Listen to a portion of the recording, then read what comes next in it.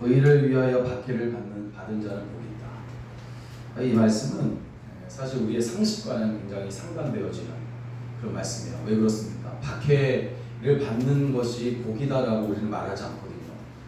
어떻게 복이 될 수 있겠어요? 그래서 이 말씀은 주님이 앞서 말씀하신 7개의 복, 총 8가지의 복이 있는데 어떤 이도 9가지 복이라고 하긴 하지만 8개의 복 가운데서 이제 마지막 복에 대한 말씀이거든요. 근데 앞에 있는 7개의 복의 말씀과 오늘 의를 위하여 박해를 받은 자는 복이 있다라는 이 말씀은 이렇게 이제 보게 될 때에 좀 다른 말씀처럼 느껴진단 말이죠.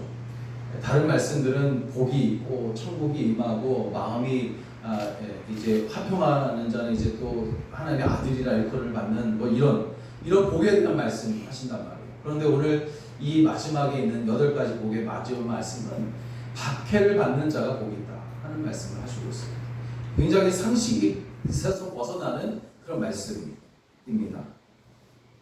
이 역설적인 이 말씀 이해하기 위해서는 그래서 먼저 우리는 주님이 말씀하신 의가 무엇인가에 대해 우리가 알아야 될 것이에요. 세상은 고통을 불행이라 말하고 또 박해를 저주라 얘기해요.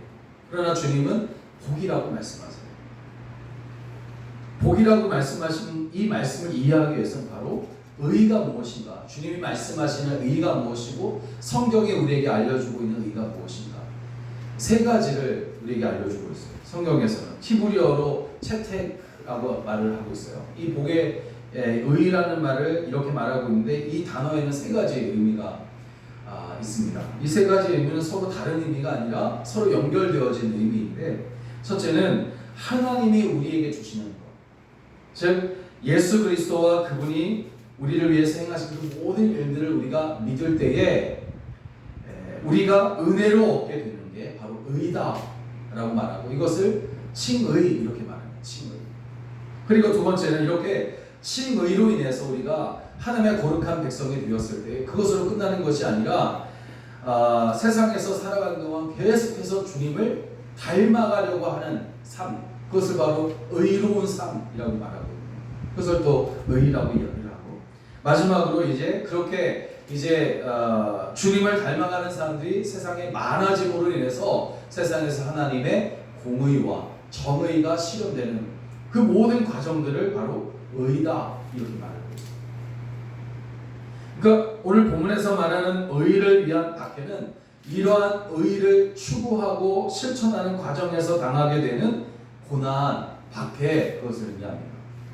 세상은 하나님의 의를 기뻐하잖아요. 왜 그렇습니까? 어둠은 빛을 미워하고 거짓은 진리를 대적하기 때문에.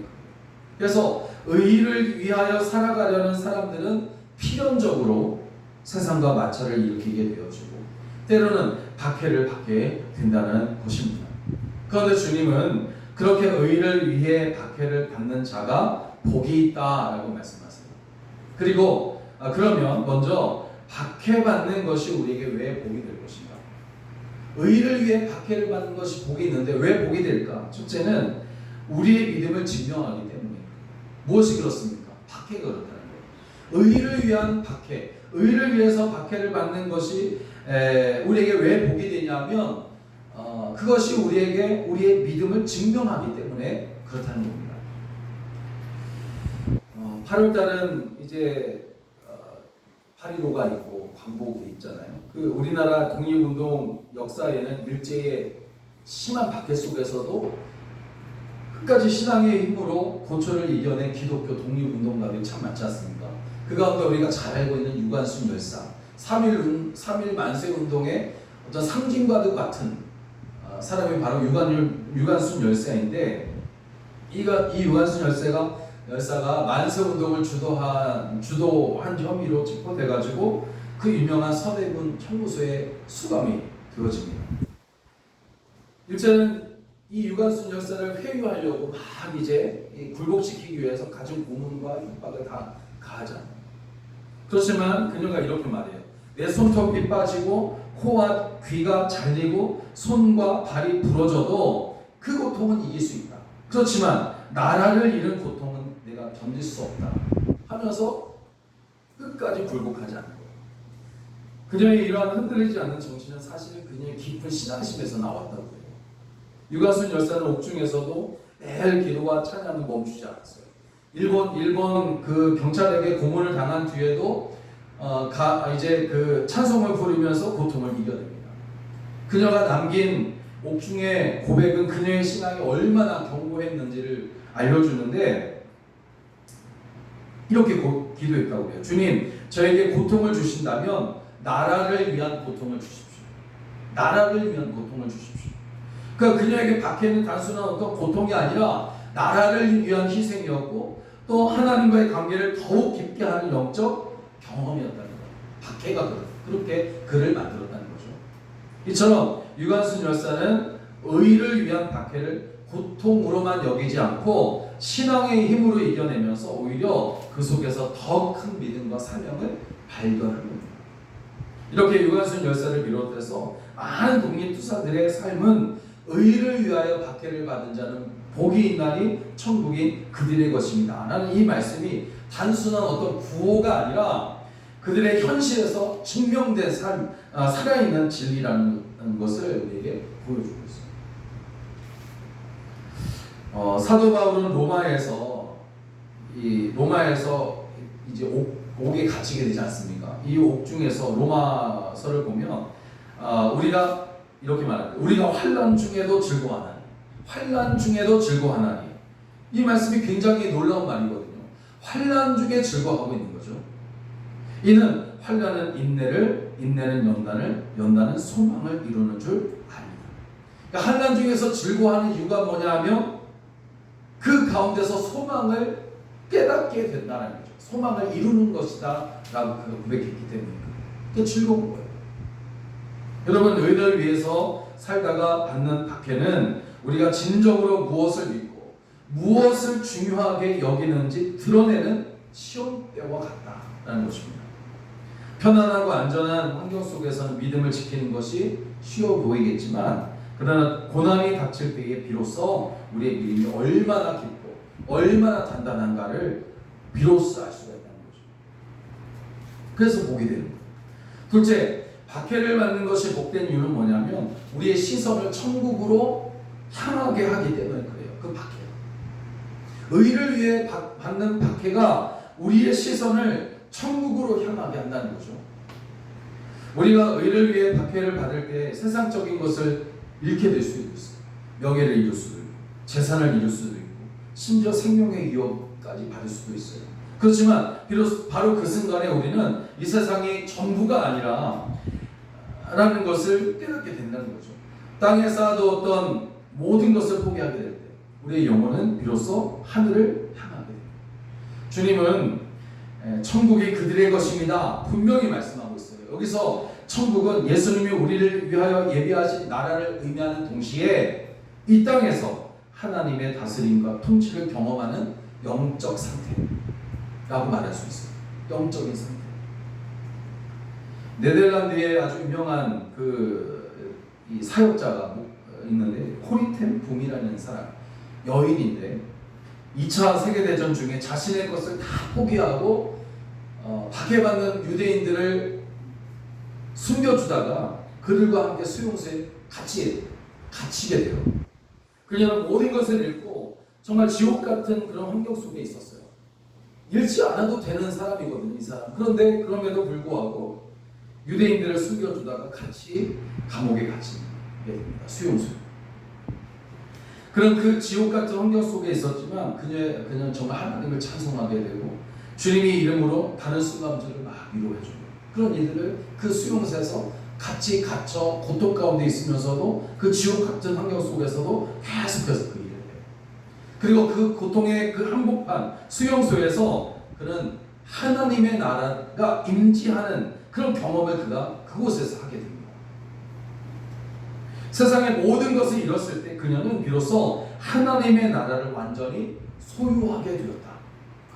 그렇게 고백을 해요. 박해를 통해서 하나님과의 관계가 얼마나 소중한지를 비로소 깨닫게 되어지고 이후에 그 경험을 통해서 수많은 사람에게 희망의 메시지를 전하는 사역자가 되었다는 거죠.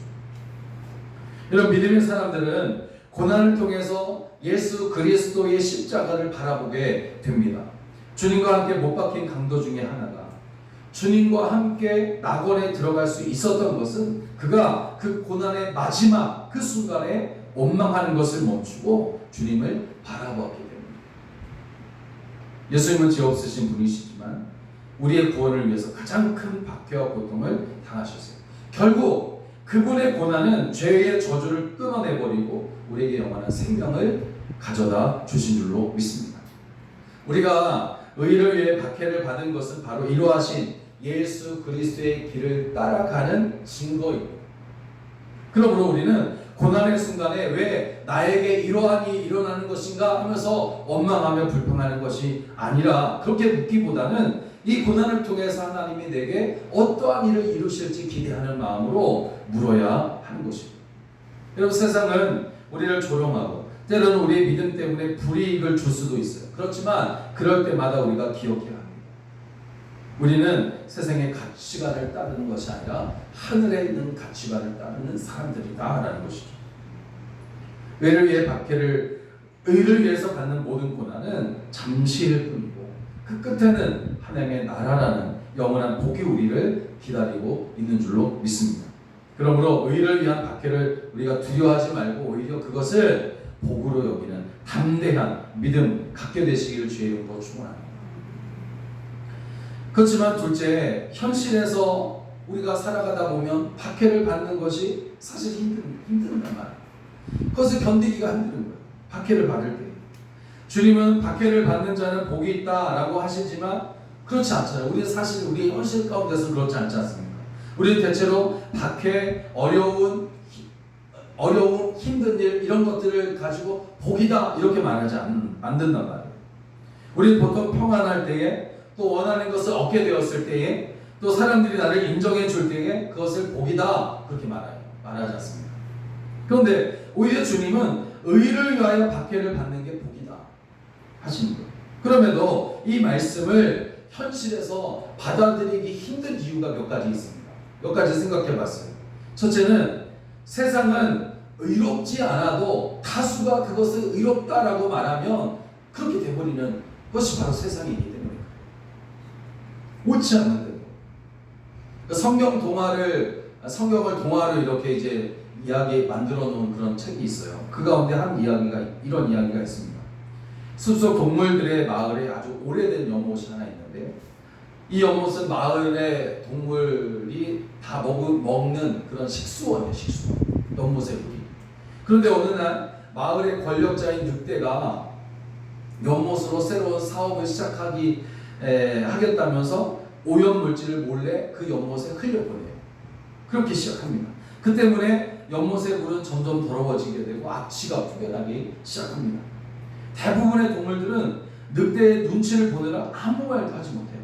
심지어 몇몇 동물들은 늑대의 편을 들어서 이 사업이 마을을 얼마나 더 좋게 할지 너희 모르냐 하면서 막 이제 말하고 돌아다녀요. 하지만 어린 양 한 마리가 용기를 내서 외칩니다. 이 연못이 오염이 되면 우리는 다 죽게 될 겁니다. 병들게 됩니다. 지금 당장 이 불의한 일을 멈춰야 된다 하면서 막 외칩니다. 그 어린 양의 외침에 늑대는 물론이고 다른 동물들까지 쓸데없는 소리 하지 말아라, 입을 다물어라 하면서 막 이 어린 양을 박해합니다. 따돌리기 시작합니다.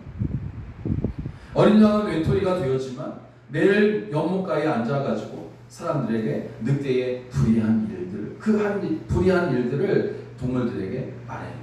그러던 중에 지혜로운 여우 한 마리가 어린 양의 이야기를 듣고 찾아왔어요. 다른 곳에서. 여우는 어린 양의 진심을 알아보고 함께 동물들에게 강력하게 외치기 시작합니다. 처음에는 아무도 듣지 않았지만 두 동물의 진심이 다른 동물들에게 전해지면서 조금씩 마음의 문을 열기 시작합니다. 결국 연못은 다시 깨끗해졌고 어린 양과 여우의 용기는 마을을 깨끗하게 했다라는 성경입니다. 여러분, 우리가 의롭게 살기 힘든 이유가 무엇입니까? 왜 의롭게 살기가 힘들까요? 그것은 우리가 사는 세상이 정말 의로운 것을 응원하는 것이 아니라 불의한 일이라도 다수의 사람들이 따르고 좋아하면 그것이 곧 옳은 것이 되어버리기 때문입니다. 그래서 너무 힘든 거예요. 의롭게 사는 것이. 그리고 두 번째는 박해는 실제적인 손해로 우리 가운데 다가오기 때문에 그렇습니다. 작은 가게를 하는 어떤 사람이 주일에 교회를 가려고 문을 닫기 시작하는 거죠. 그런데 옆에 나란히 있는 가게는 문을 열고 주일에도 장사를 하는데 잘 되는 거예요. 그것을 보면서 야, 그래도 내가 처음에는 믿음을 지킨 게 너무 뿌듯해. 그래도 내가 믿음을 지켰구나. 그렇지만 시간이 지날수록 마음이 흔들리면서 손해를 보고 있다는 생각이 들어오니까 막 힘들기 시작하는 거예요. 이렇게 신앙을 지키려는 노력이 실제적인 손해를 끼칠 수 있기 때문에 그것이 박기가 되어서 우리를 힘들게 한다는 것이죠. 또 마지막으로 또 박해는 우리 자신마저 갈등하게 만들기 때문에 그렇다는 거예요. 예수를 믿는다는 이유로 또 비웃음을 당한다거나 요즘 같은 시대에 왜 그렇게 사냐라는 말을 들으면 사실 마음이 그렇게 좋지는 않아요. 남에게 무시기 당하는 것처럼 느껴지기 때문에 견디기가 어려운 거죠. 한 청년이 잘 나가는 한 회사에 입사하면서 막 성실하게 일하는데 어느 날 회사로부터 음지에서 벌어지는 불법적인 일을 하도록 이 청년이 지시를 받게 되는 거죠. 지켜보니까 회사에 다니는 동료 그 사람들이 이 불법적인 일을 아무렇지도 않게 하고 있는 거예요. 어떤 사람은 잘리는 것이 두려워서 그냥 그것을 그냥 눈 감고 하는 거예요. 그렇지만 이 청년은 믿음의 양심에 따라서 이 부당한 지시를 거부해요. 동료들은 뭐라고 말하냐면 그를 융통성 없는 사람이라고 비난하고 따돌림을 이제 그 청년이 받기를 시작하는 겁니다. 결국 회사를 그만둘 수밖에 없었어요. 그런데 더 힘든 게 뭐냐면, 힘든 것은 뭐냐면 그의 결정을 이해하지 못하는 부모님이 그에게 말하는 거예요. 너는 왜 남들처럼 평범하게 살지 못하고 스스로 고생을 사서 하느냐 하면서 부모로부터 또 질책을 받아요. 그럼 어떻게 됩니까? 그는 의로운 것을 택했지만 세상에서 얻었던 안정적인 지위와 소중한 관계를 모두 잃어버려요. 그러니까 이 청년이 마음에 어떤 생각을 하냐면 정말 내가 옳은 선택을 한 건가? 하는 그런 의문을 스스로 품게 되는 거죠. 이처럼 의를 위한 박해는 우리를 고립시키고 내가 속했던 공동체에서 하루아침에 낯선 사람을 만들지만 그러나 더 힘든 것은 뭐냐면 그 모든 일들 때문에 나 자신마저 나의 생각이 흔들리고 갈등하게 된다는 거죠. 여러분, 의를 위한 박해가 왜 힘들까? 그것은 옳지 않은 일이라도 다수가 손을 들어주면 옳은 일이 되는 세상에서 지금 우리가 살고 있기 때문에 그래요. 또 의를 위해 살게 되면 손해보는 일이 분명히 있기 때문에 그렇습니다. 그리고 막 박해가 많아지게 되면 우리 자신마저 마음이 흔들리기 때문이죠. 그러나 바로 이 지점이 우리가 주님의 말씀에 집중해야 하는 지점이에요. 박해를 보기라 하신 것은 그 고통의 현실을 무시하라는 뜻이 아니에요. 오히려 그 고통을 기꺼이 감당하는 자에게 천국이 그들의 것이며 라는 영원한 보상이 있음을 선언하신 것입니다. 그러므로 셋째 마지막으로 박해 속에서도 우리는 믿음을 지켜야 돼요. 박해 속에서도 믿음을 지켜야 돼요. 세상은 우리에게 편안해라, 그냥 남들처럼 그냥 보통의 삶을 살아가라, 고난을 그냥 맞닥뜨리지 말고 그것을 살짝 피해가라, 그렇게 가르치지만 주님은 정반대로 고난과 박해를 복의 조건이다라고 말해주고 있습니다. 그 복의 조건이니까 박해와 고난과 맞닥뜨려야 되겠죠. 왜 우리는 세상에서 박해를 받으면서도 믿음을 굳건히 지켜야 되는가? 그 이유는 바로 세상에 줄 수 없는 세 가지 복이 우리 있기 때문입니다. 어떤 복이냐? 첫째는 우리의 믿음이 단단해집니다. 단단해져요. 박해는 우리의 믿음이 진짜인지 가짜인지를 알려줍니다. 햇볕이 내리쬐는 계속해서 잘 드는 날에 씨앗이 싹을 금방 틔워요. 그렇지만 틔우자마자 말라버리는 거죠. 평안한 시절에는 누구나 신앙의 고백을 잘 할 수 있어요. 그렇지만 환난의 바람이 불어오고 박해의 가뭄이 닥칠 때에 굳건한 꼬리를 내리지 못한 믿음은 시들어버리는 거죠. 그렇지만 믿음을 지키기 위해 비난을 감수하고 불이익을 당하고 때로는 희생을 치를 때에 우리의 믿음은 비로소 단단해집니다. 베드로는 이 고난을 두고 베드로서 1장 7절에서 불로 연단하여도 없어질 금보다 더 귀하여 예수 그리스도께서 나타나실 때에 칭찬과 영광과 존귀를 얻게 할 것입니다. 박해는 우리의 믿음을 순금처럼 정령시키는 거룩한 과정인 줄로 믿습니다. 두 번째로 어떤 보물이 있냐면 세상이 알 수 없는 참된 기쁨을 우리가 경험하게 되는 거죠. 우리는 고난을 두려워하지만 역설적이게도 고난의 가장 깊은 자리에서 하나님이 주시는 평안과 기쁨, 가장 귀한 가치를 그곳에서 우리는 발견하게 됩니다. 세상의 기쁨은 환경에 따라 변합니다. 그렇지만 의를 위해서 고난을 당할 때에 얻는 기쁨은 세상이 빼앗을 수 없는 영원한 기쁨이 거기에 있다는 것이죠. 미국의 선교사, 아주 유명한 선교사이자 순교자였던 짐 엘리엇이라는 사람이 있어요. 에콰도르라는 곳에 그 야생 부족인 그 아쿠아족이라는 곳에 복음을 전하러 갔다가 동료들과 함께 순교를 당해요. 창에 찔려 죽습니다. 근데 그 일기장이 나중에 발견하게 되는데 유명한 글이 거기에 일기장에 쓰여져 있었습니다. 어떤 글이냐면 영원한 것을 얻기 위해 내가 가진 모든 것을 포기하는 것은 결코 어리석은 일이 아니다. 영원한 것을 위해서 내가 가진 것, 생명까지도 포기하는 거, 이거 어리석은 게 아니다. 이렇게 이제 고백을 하는 거죠. 이 짐 엘리엇은 세상적인 관점에서 보면 젊은 나이에 생명을 잃은 실패자처럼 보여요. 그렇지만 그는 그 어떤 세상적인 성공보다도 귀한 가치를 쫓았다는 거죠. 그가 겪었던 고난, 희생, 그것은 그에게서 기쁨을 빼앗아간 것이 아니라 오히려 하나님과의 친밀한 관계 속으로 들어가서 거기에서 참된 기쁨과 확신을 얻게 되는 그런 것이 되었다는 겁니다. 그런 그의 순교는 헛되지 않았어요. 오히려 그 야생 부족이 나중에 복음을 받아들이는 놀라운 역사로 이어진 것을 우리가 보게 됩니다. 이렇게 정말 의를 위해서 박해를 받게 될 때에 우리는 세상이 줄 수 없는 영원한 기쁨을 얻게 된다는 것입니다. 그리고 마지막으로 하나님의 나라가 그 마음에 임한다. 하나님의 나라가 임하는 거예요.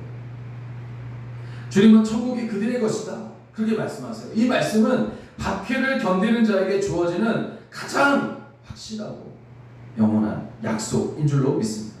이 세상의 모든 영광과 부귀는 잠깐이에요. 우리는 지금의 고난을 바라보는 것이 아니라 믿음의 경주를 마친 후에 받게 될 영원한 상급을 바라보며 나아가는 사람들인 줄로 믿습니다. 사도 바울은 로마서에서 생각하건대 현재의 고난은 장차 우리에게 나타날 영광과 좋게 비교할 수 없도다. 그렇게 고백해요. 우리가 이 땅에서 겪는 모든 고난은 하늘에 쌓이는 복입니다. 박해는 우리를 세상에서 분리시키지만 박해를 믿음으로 이길 때에 그 마음에 천국이 임하는 거예요. 누구도 빼앗을 수 없는 그 천국. 이 땅의 모든 것을 잃는다 해도 우리는 잃을 수 없는 영원한 천국을 소유하게 되는 것입니다. 그 천국은 마태복음 6장에서 주님이 말씀하셨듯이 너희를 위하여 보물을 하늘에 쌓아두라. 거기는 좀이나 동독이 패하지 못하고 도둑이 구멍을 뚫지도 못하고 도둑질도 못하는 나라입니다. 사랑하는 여러분, 의를 위한 박해는 결코 쉬운 일이 아니죠. 그것은 육체와 마음의 고통이 따라오게 되고 때로는 우리가 왜 이 길을 가고 있는지 스스로 갈등하게 만들고 의심하게 만들고 그래서 의를 위해 받는 박해가 힘든 거예요. 그렇지만 의를 위하여 받는 박해는 우리의 믿음이 진짜임을 증명하고 세상에 줄 수 없는 참된 기쁨을 경험하게 할 뿐만 아니라 궁극적으로는 우리가 영원한 천국을 소유하게 되는 복의 통로가 되는 것입니다. 세상의 박해 속에서 흔들리지 않고 믿음을 지키는 여러분 모두가 되시기를. 그래서 마침내 천국이 그들의 것이다 라는 주님의 약속을 온전히 누리게 되시길 주의 이름으로 간절히 축원합니다. 기도하겠습니다.